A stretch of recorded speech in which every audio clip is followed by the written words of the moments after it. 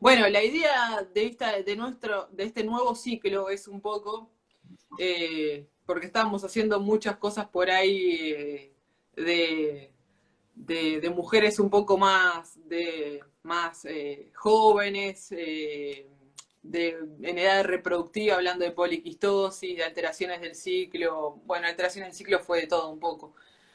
Entonces la idea ahora era enfocar también lo que es un poco el climaterio, ¿sí? Ese momento de la vida bueno, que tanto a veces a las mujeres consterna y otras las pasan bien. Hay de todo un poco. Entonces, bueno, esa era un poco la idea. Y lo íbamos a dividir en varias charlas. Empezamos con hoy con el tema de lo que es sofocos, calores, tuforadas, bochornos, como le dicen algunas personas. Y la idea va a ser que también vamos a ir compartiendo tanto Judith como yo a través de nuestras cuentas con distintos médicos de distintas especialidades. Tanto ahí Amelia, que ya está invitada para una charla de nutrición. Vamos a ver si también logramos al cardiólogo. Que es recientemente padre, así que tal vez es la última charla que vayamos a dar, la de riesgo cardiovascular, para dejar que la bebita crezca un poquito. Y vamos a ver si logramos, pensaba Judith hoy, que no te lo dije, a Patricia Martínez para hacer también el enfoque psicológico que tenía que tener para decirte eso. Todavía no le preguntamos a Patricia, ya la estamos comprometiendo en vivo. Pero bueno, siempre anda por ahí presente en nuestros vivos, así que sí, si estás acá, sí. Si se suma, ya la... Perfecto. Yani, igual para mí, viste que a veces cuando uno está moviéndose tanto en este ambiente médico, hay un montón de cosas que damos por sentado y empezaría de 000, porque vos me hablas de climaterio, capaz a Doña Rosa y no sabe qué es climaterio, ¿entendés? Exactamente. Hay muchos mitos o cosas que se creen y que no son tan así. Primero es desmistificar algunos términos. Llamamos menopausia cuando tenemos la falta de menstruación luego de un año, ¿sí? Siempre estamos hablando en el contexto de determinada sintomatología, no estamos hablando de la falta de menstruación, que hay veces que puede ocurrir en mujeres jóvenes y que no tiene que estar asociada a lo que es el climaterio, ¿sí? Entonces, menopausia solamente es la falta de menstruación luego de un año. Y el climaterio es algo que sucede, que lleva muchos años de nuestra vida y de hecho abarca una etapa de nuestra vida que es reproductiva, o sea que podemos llegar a embarazarnos, y una etapa que es no reproductiva, donde no nos vamos a embarazar, ¿sí? Y todo ese periodo lleva unos cuantos años donde vamos a ir teniendo distintas manifestaciones que van a ir marcando cada etapa, que en las mujeres se vio a través de distintos estudios, que está bastante claro cómo son esas etapas y las podemos, digamos, ir especificando. Es un poco para enfocarnos en qué hablamos cuando hablamos de climaterio. Hablamos de todo este tiempo, de un tiempo que llamamos muchas veces de transición, y se habla así también médicamente, ¿sí?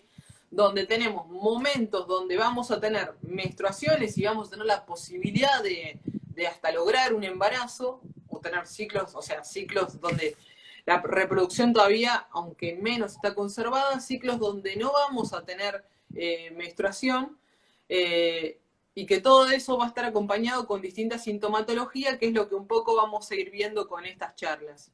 No sé si ahí, Judy, querés agregar algo más de... En particular el término de transición menopáusica, que es algo que sí usamos los médicos, me parece que está bueno para tratar de entenderlo, porque como, o sea, nada en la vida es blanco-negro, no es que vos venís menstruando como un relojito y de un día para el otro cumpliste 50 años, que es la edad promedio en que se retira la menstruación, y aparecen todos estos trastornos, ¿sí? Desde unos años antes, como decía Yani, empiezan primero algunas alteraciones del ciclo, que paradójicamente esto empieza muchas veces con que los ciclos se hacen más cortos. Yo se los trato de representar siempre como que es el último esfuerzo que hace el ovario, entonces se pasa de rosca, ¿no? Como que hay toda una base hormonal de fondo, pero para que se entienda es un poquito eso. Y después de que los ciclos empiezan a suceder cada 20 días, cada 21, qué sé yo, se empiezan a alargar, y se alargan, y se alargan, hasta que de golpe no te viene por 3 meses, no te viene por 6 meses, pero hasta que no te viene por un año, no podemos decir oficialmente que es seguro que no te vuelva a venir, o sea que no estás oficialmente en menopausia. Exactamente. Esta etapa de la transición menopáusica, particularmente con respecto a los sofocos, que es lo que vamos a hablar hoy, es donde está más incendiado, ¿no? Como donde aparecen mucho más los síntomas. Y que a veces llama la atención porque todavía no tuviste tanto trastorno del ciclo, pero sí empiezan en algunas mujeres los calores. Exactamente. Y que muchas veces se extienden, uno dice, bueno, ya no menstruo más, ¿cómo puede ser? Y se vio mujeres que hace años que no menstruan y sin embargo los calores siguen, incluso se vio hasta mujeres que tienen 70 años que tienen este tema de los calores. Lo que comentaba antes, que antes de que pasemos a otra cosa, es el tema de la edad, ¿sí? Hablamos de menopausia en general que sucede en este climaterio en general entre los 45 y 55 años. Cuando sucede entre los 40 y 45 años, estamos hablando de una menopausia más bien temprana, ¿sí? Y si pasa antes de los 40 ya hay que estudiar otras cosas o tiene otras cuestiones, ¿sí?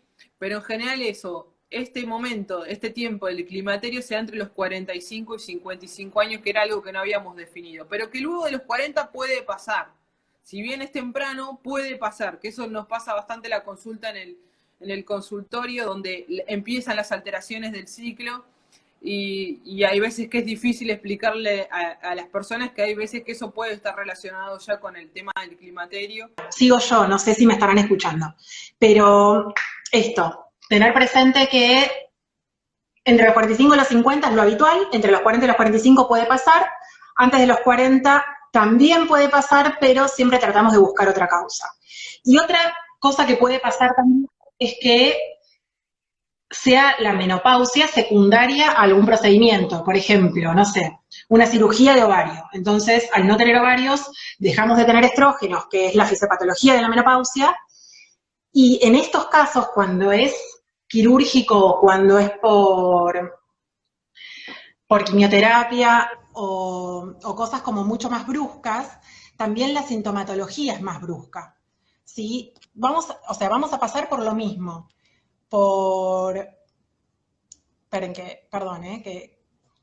vamos a pasar por lo mismo, por los mismos síntomas, pero mucho más manifiestos, sobre todo el tema de los calores, en general después de una cirugía.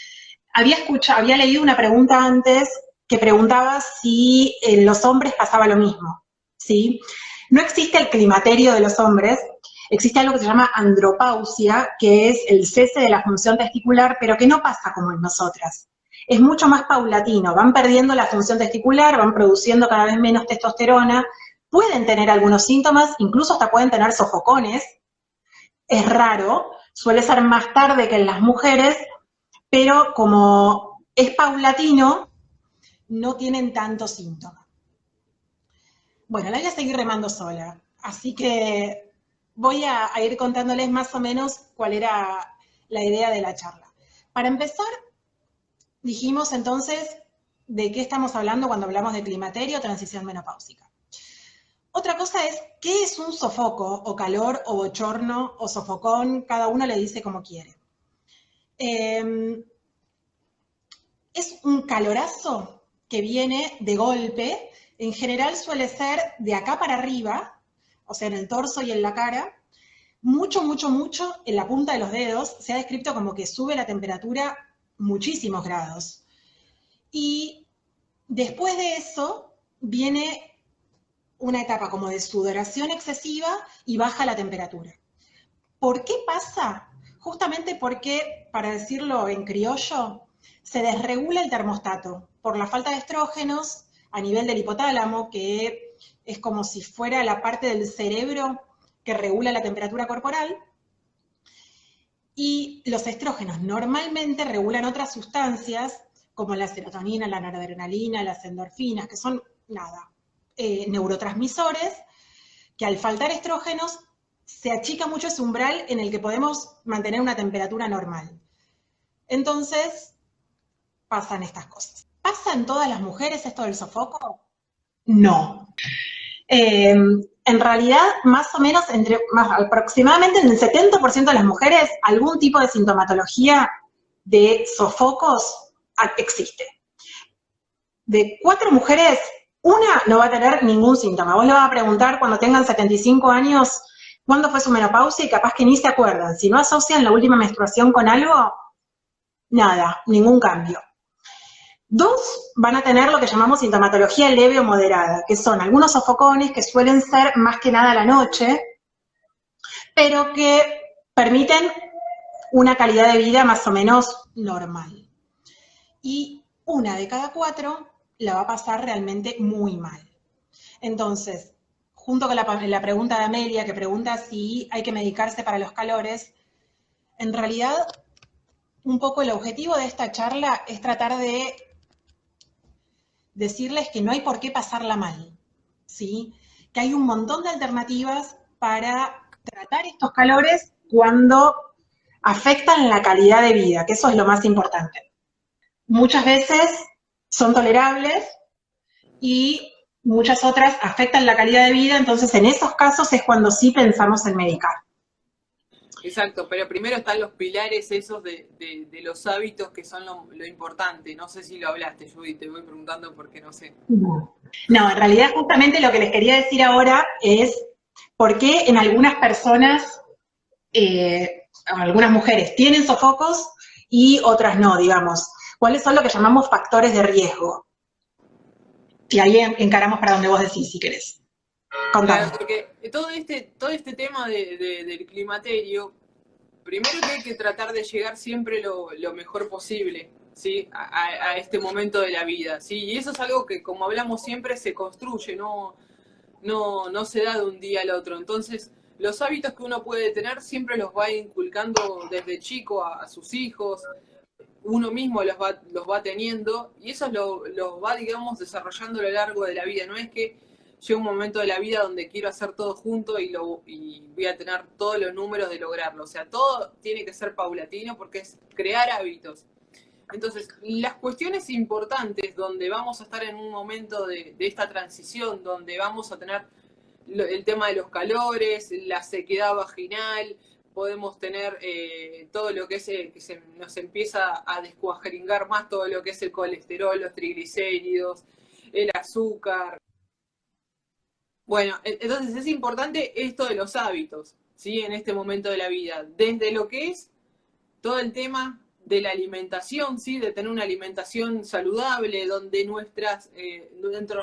dentro de nuestros requerimientos cambian, eso después lo vamos a ver seguramente ahí con Amelia, ¿sí? Lo que son todo el tema de hacer el ejercicio, como hemos hablado también cuando hablamos de osteoporosis en su momento, el ejercicio, pero el ejercicio correcto, adecuado para la edad y para el tiempo, ¿sí? Y todo lo que tiene que ver también con los otros hábitos, como el cigarrillo, bueno, drogas o lo que sea, si alguien usa drogas también hay que decirlo porque puede pasar. Entonces todo eso es una construcción que hay que tratar que es lo primero que uno va a fortalecer. En cuanto a los tratamientos que hablamos, vamos a ver, y ahí había una pregunta, si yo no llegué a leer mal, de que preguntaba lo de la trombofilia.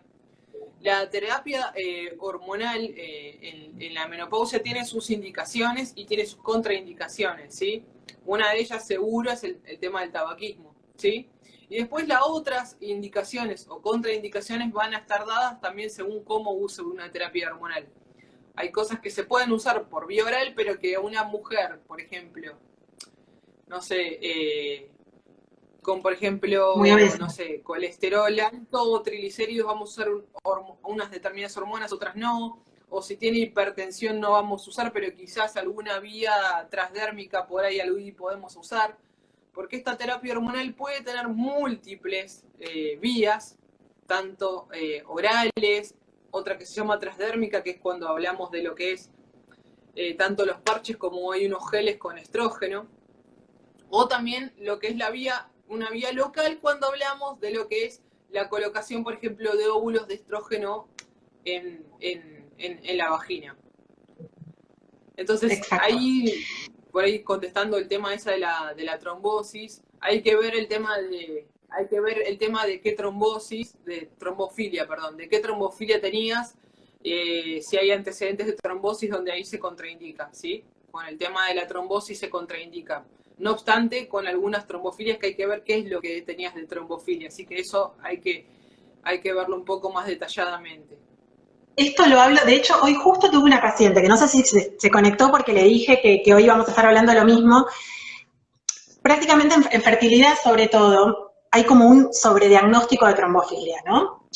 En que muchas veces ante la pérdida recurrente de embarazo o determinadas situaciones se le da heparina y se diagnostica con trombofilia a mujeres que tal vez no tengan una trombofilia posta, ¿no? Entonces, como que me parece perfecto tal vez usarla durante el embarazo y que mejore los resultados, pero hay que tener mucho cuidado con ese diagnóstico, porque que te pongan la etiqueta de trombofilia va a cambiar un montón de situaciones después en tu vida.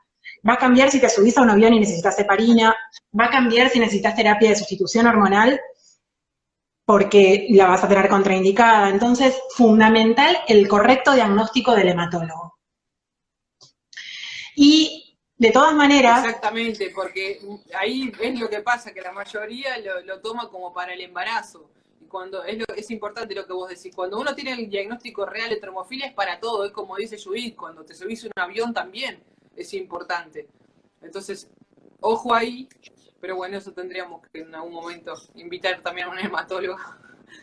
No estaría mal. Pero, yendo un poco a la pregunta de que nos hacía la pregunta de trombofilia, si bien una de las indicaciones de la terapia hormonal de la menopausia es la presencia de sofocos intensos, no es el único tratamiento que podemos dar, ¿sí? Ahí Yanni se está tildando de vuelta. Tenemos un montón de alternativas, empezando por las no farmacológicas, que es lo que estaba hablando Janina recién, pero también hay alternativas farmacológicas que no son hormonales. Destacando un poquito el cambio en el estilo de vida, ¿en quién vamos a tener sofoco? O sea, ¿quién va a tener un sofoco y quién no? En realidad hay un gran componente genético, que también era lo que estaban preguntando, pero de los factores que son modificables, digamos, lo que depende de nosotros es el índice de masa corporal elevado, o sea, sobrepeso u obesidad, fumar, se me fue Yani. Entonces, fumar, no moverse, no hacer actividad física. Y, bueno, en realidad el tener depresión también se asocia bastante con el tema de los síntomas vasomotores. Todo lo que podemos modificar, entonces, vamos a empezar por ahí, ¿sí? Sobre todo en las mujeres que tienen síntomas leves o moderados, tratar de fomentar un estilo de vida más saludable. Tratar de bajar de peso, de comer adecuadamente, de hacer actividad física. Cuando esto solo no alcanza, o si realmente la presencia de síntomas vasomotores es muy importante, ahí se abren las otras opciones de tratamiento, que son o la terapia hormonal menopáusica o terapia hormonal sustitutiva, que vamos a tratar de hacer un vivo específico de eso porque la verdad es que es larguísimo. Y después hay otras medicaciones. Una es algo que se llama pausafren, que acá sí me hubiera gustado que Yanni lo escuche, ahora cuando vuelva quiero escuchar su opinión. El pausafren es una medicación que combina como un aminoácido que se llama beta-alanina, que regula el termostato, y oxazepam, que es algo parecido al ribotril, nos ayuda mucho para manejar los sofocos a la noche. Una cosa que pasa recontra frecuente es que, o sea, estás durmiendo y de golpe te viene el sofoco, te destapas, tu marido se queja, querés abrir la ventana, querés prender el aire. Altera tanto la calidad de vida que encima el trastorno del sueño que genera hace que al día siguiente estés hecho una piltrafa y no sirvas para nada. Entonces, el mejorar la calidad del sueño con estas cosas puede ayudarnos un montón. A ver si ahí puede volver. La contra que tiene, y la verdad es que, bueno, es una medicación súper vieja que yo la he usado mucho. ¿Hola? No importa. Te estaba escuchando igual, porque igual no sé por qué no se me mandaba la solicitud, pero te escuchaba lo del pausafren. Exacto. Que les decía, bueno, no sé, ahora quiero escuchar tu opinión, pero a mí me ha funcionado un montón. La gran contra que tiene es que como toda benzodiazepina, que es el oxazepam o el ribotril o el clonazepam o el Alplax, genera dependencia, entonces están tratando de que cada vez lo estemos usando menos. Y porque también la estructura del sueño que induce una benzodiazepina no es la más saludable. Pero la verdad es que a mí me funciona un montón. No sé vos, Yani, ¿qué decís?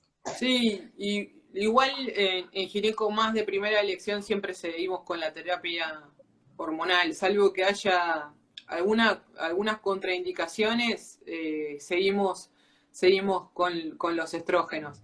Por todas las cuestiones que acompañan al tema de los sofocos, y también una de las cuestiones muy importantes de la paciente en esta etapa es el tema de la sequedad vaginal, de las dificultades, un montón de pacientes que no pueden estar disfrutando de las relaciones sexuales como lo hacían antes.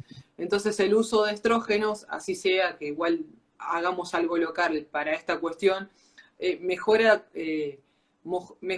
digamos, toda la cuestión. Entonces, en general, de primera elección seguimos usando lo que es la terapia hormonal, ¿sí? Con estrógenos y, bueno, y con progesterona también por el útero. Así que, en general, más nos inclinamos por eso. De la atrofia vulvovaginal y todo lo que son los síntomas sexuales, pero también es importante que no es solamente lo sexual, ¿no? Que también la vía urinaria está involucrada en todo eso, entonces cuando el epitelio de la vagina se hace muy finito, primero que produce picazón, que produce infecciones urinarias recurrentes, entonces es re importante no dejar de prestar la atención a eso tampoco, ¿no? Que es una consulta recontra frecuente, ¿sí? Este tema de digamos, de tener esas molestias. Bueno, y justo ahí alguien pregunta si las pequeñas pérdidas involuntarias de pis están relacionadas a la menopausia. Bueno, se me acaba de ir Yani, pero tiene que ver un poquito con lo mismo, ¿sí? Con la pérdida de tonicidad del epitelio vaginal. Ahí vuelve Janina, que es ginecóloga y nos va a poder responder muchísimo mejor. Pero sí. Ahí volvió. Es cierto que... Ahí está. No, que decía que muchas veces le haces el análisis de orina y te das cuenta que vino normal, que la cuestión es otro. Y había una pregunta así de Mariela, que el tema sí es eso, los estrógenos afectan todas las cuestiones, ¿sí? Entonces, se asocia esto a lo que decía Judith, a esta cuestión de la atrofia, sequedad de la pielcita para que se llegue a comprender. Y muchas veces esto de la incontinencia, que puede tener múltiples mecanismos, no solamente es esto, empieza a pasar en este momento. Primero, igualmente hay que descartar otras cosas, desde infección urinaria, y muchas veces hasta se asocia a prolapso o no, pero sí tiene que ver con este tema de la caída de los estrógenos. Exacto. Yo, Yani, en realidad pasé al Pausafren porque estaba hablando de los tratamientos no hormonales. Como les dije que íbamos a hacer como un vivo específicamente de terapia hormonal de reemplazo, como se llamaba antes, o terapia hormonal menopáusica, o terapia, bueno. Sí, los nombres. Como que quería como enfocar más para lo otro, para lo no hormonal. Y me gustaría hablar también, bueno, justo, mira, Irene, que pregunta sobre el ánimo. Otra de las cosas que manifiestan mucho las mujeres Irene. Es como un cansancio, como un estado de ánimo completamente distinto que empieza desde unos años antes, o sea, con la transición menopáusica, no necesariamente asociada a los sofocos, pero sí como algún estado de ánimo distinto, más la habilidad emocional. ¿Estás? Bueno, sigo con el monólogo. Entonces, uno de los tratamientos que podemos usar que no son hormonales es el uso de antidepresivos, ¿sí? Los antidepresivos se empezaron a usar en un principio para las mujeres con cáncer de mama que tienen recontra contraindicada la terapia hormonal sustitutiva. Ahí estás. ¿Estás? No. Que, bueno, nada, que además tenían asociado como un síndrome depresivo. Y lo que vieron es que, más allá de mejorarles el ánimo, mejoraba un montón los sofocos. Entonces, a partir de eso, se empezaron a a buscar los antidepresivos, algunos en particular, que se llaman inhibidores de la captación de serotonina, que se vio que pueden mejorar esta sintomatología. En particular, hay uno que se llama paroxetina, que se aprobó hace unos años, no muchos, para el tratamiento del síndrome climatérico, en una dosis mucho más baja que la dosis antidepresiva. ¿Sí? Si habitualmente usamos 20 miligramos más o menos como tratamiento antidepresivo, acá se usan 7,5, porque se vio que es la dosis más bajita que nos ayuda a mejorar los sofocos y también tiene cierta influencia sobre el estado de ánimo. Pero si por alguna razón no podemos usar la paroxetina, estoy hablando de la paroxetina. ¿Me escuchás? ¿No? Si por alguna razón no podemos usar la paroxetina, que es en particular y por un mecanismo medio extraño, pero no importa, en las mujeres que están usando tamoxifeno por cáncer de mama, se pueden usar otros antidepresivos, ¿sí? Para los cambios en el estado de ánimo influyen un montón, como dice justamente Amelia ahí abajo, la meditación, la respiración, el yoga, todas las terapias alternativas y los antidepresivos podrían ayudar también, serían como un buen complemento. En caso de mujeres que tienen como mucha labilidad emocional, yo a veces prefiero justamente empezar con esta medicación, ¿sí? Descartada la terapia hormonal sustitutiva, que era lo que sería ideal. Se te escucha, Yani, ¿eh? Por eso, sí, sí, lo importante de todo eso, más que nada, Irene, es el enfoque integral de justamente esta mujer que nosotros como médicos no nos tenemos que olvidar, eh, con ustedes, pacientes.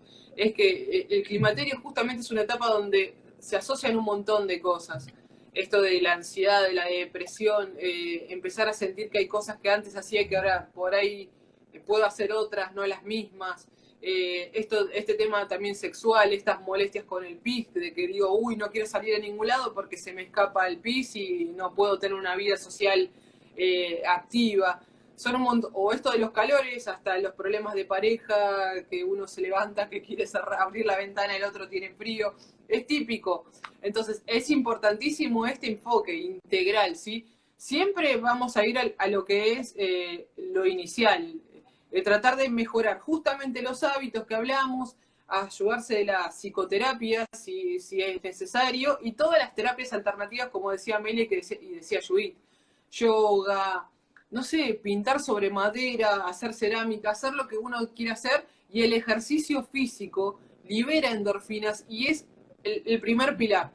Luego tenemos los medicamentos que también existen y que no podemos negar que hay personas que lo necesitan y que no va a quedar otra cuestión.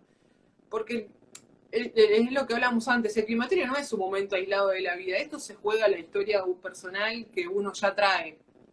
Donde acá lo biológico también te juega esa mala pasada con la baja de estrógenos y esta caída de la capacidad reproductiva. Entonces, ahí es donde se juega, pero se juega uno mismo con toda la historia que tiene de antes, ¿sí? Entonces es importante eso, el enfoque integral, y en caso de que tener que usar medicamentos, se usan, pero lo primero es eso, bueno, decir, bueno, en un día común tratar de estructurarlo para manejar un poquito mejor los hábitos, decir, bueno, salgo a caminar, no es que pretendemos que salga a correr 8 kilómetros, salgo a caminar tantas cuadras, de repente tengo una amiga, estamos en época de pandemia, bueno, pero podemos salir con un tapaboca al aire libre, eso se puede hacer, no tiene nada en contra, me fijo. Lo que es el consumo de grasas, trato de bajar el consumo de grasas, de comer menos pesado a la noche, para que también en esta etapa hay muchas cuestiones que tienen que ver con el insomnio, los trastornos del sueño.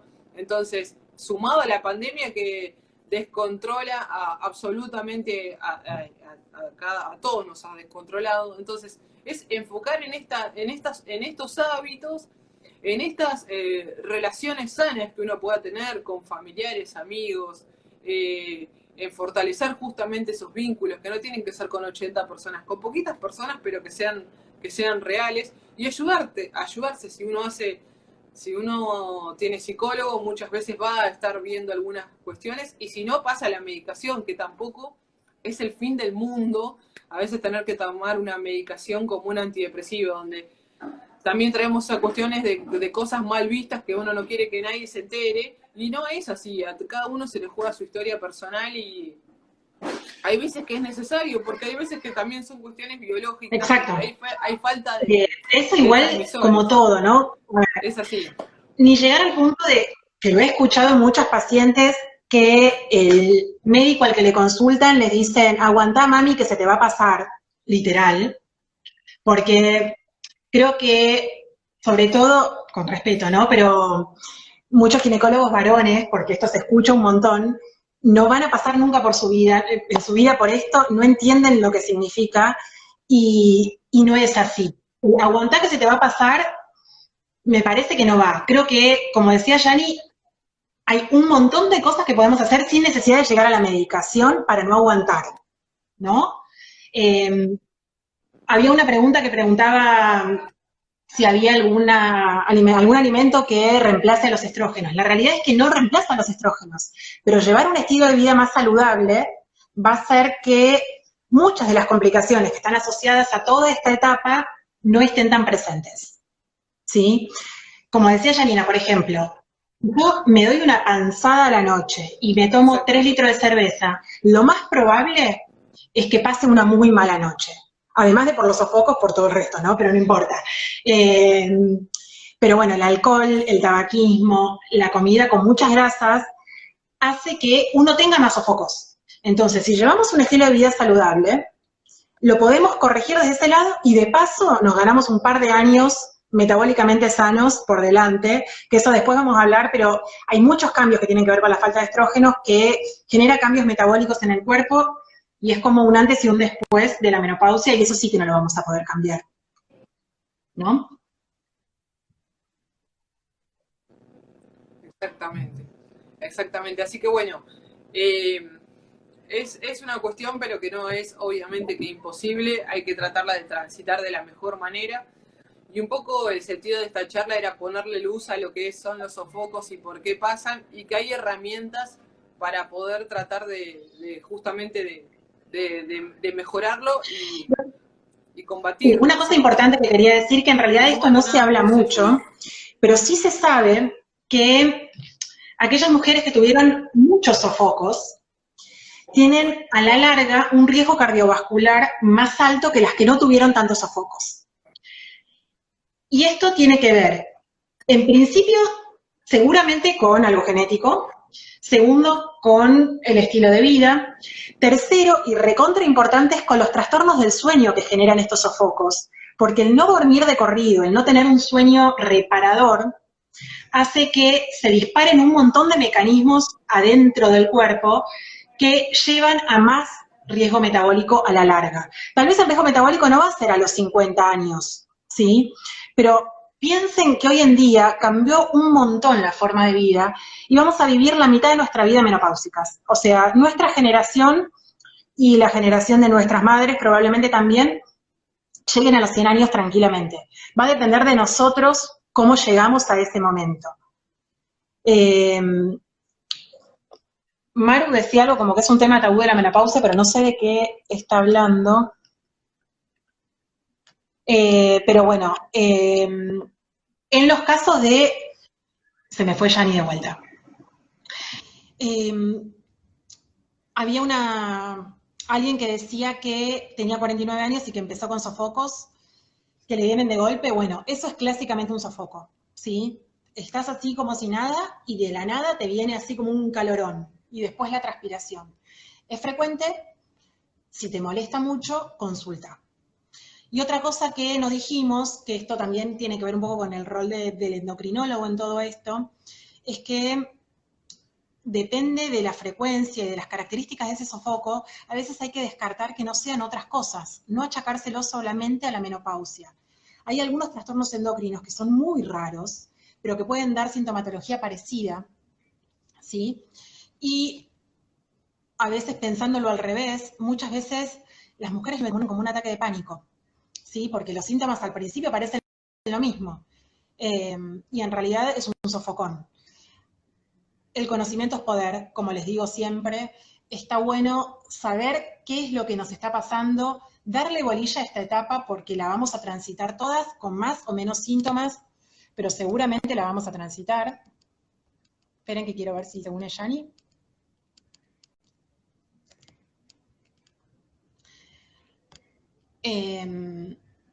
Pero darle importancia de verdad a esta etapa, ¿sí? Sí, sobre todo cuando te pones nerviosa. Los sofocos son mucho más frecuentes. Por eso también el tema de natación, las terapias alternativas ayudan un montonazo. Yani. La semana que viene me voy a otro lado por el vivo, no sé. Cruzo a la casa de enfrente de los chicos para tener, no sé, tener algo, conectividad o wifi o lo que sea, porque encima me voy olvidando lo que quiero decir, es una bronca, me da una bronca barra. Ah, quería hacer un apartado para nuestras pacientes de fertilidad. Que tengo, hay varias escuchando por lo que voy viendo que se me corta. Que no menstrue más no quiere decir que no pueda hacer ovodonación, que es una cuestión que siempre le genera mucha angustia. Que se me empiezan a alterar los ciclos o entre en esta parte del climaterio no quiere decir que pueda hacer un tratamiento de fertilidad con óvulos donados. Eso lo quería aclarar porque suelen preguntarme bastante eso, que tienen angustia por el que empiezan con las alteraciones del ciclo, donde por ahí se afecta la capacidad reproductiva, obviamente, y todo esto se da porque la reserva ovárica baja, como lo debe haber explicado Judith en algún momento cuando yo no estuve, lo de la fisiopatología de todo esto, pero no quiere decir que no pueda hacer un tratamiento de fertilidad de ovodonación. El útero aguanta y tiene la capacidad de llevar un embarazo. Probablemente no sea con óvulos de uno. Aunque también aclaramos en un momento que la parte del climaterio tiene una parte también reproductiva, donde uno puede lograr embarazarse, y que eso hay que estar atento y también aconsejar.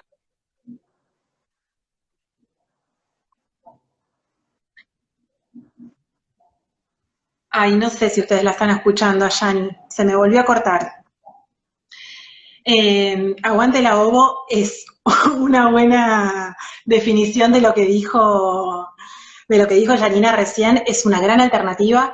Incluso piénsenlo justamente en pacientes, en mujeres que tienen, bueno, como pusiste vos, Marina, menopausia precoz, que tratamos de no decirle así, pero sí insuficiencia ovárica prematura, donde perdemos la capacidad reproductiva antes.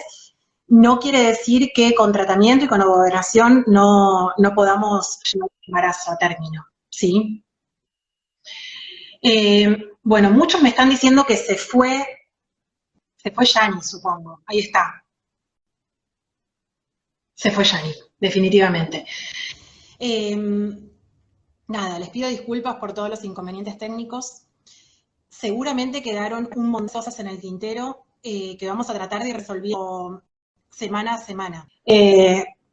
Cualquier duda, estamos acá para que nos pregunten por privado o las esperamos la semana que viene, que en realidad, como les dijo Yani al principio, la idea es que esto sea un ciclo de charlas. Vamos a estar hablando sobre los cambios en el estilo de vida, sobre la alimentación, sobre el riesgo metabólico, sobre el riesgo, sobre el hueso, sobre las alteraciones sexuales, sobre, ¿qué más? Sobre la atrofia vulvovaginal. Si podemos, Patricia esta vez justo no apareció, pero sobre todo los aspectos psicológicos. Y si les ocurre alguna otra cosa a las que estén pasando por esto o que tengan alguna duda con este tema, todas las sugerencias son súper bien recibidas, ¿sí? Así que, nada, muchas gracias a todos por estar. Yani, ponete un internet como la gente, digo exactamente lo mismo y las espero la semana que viene.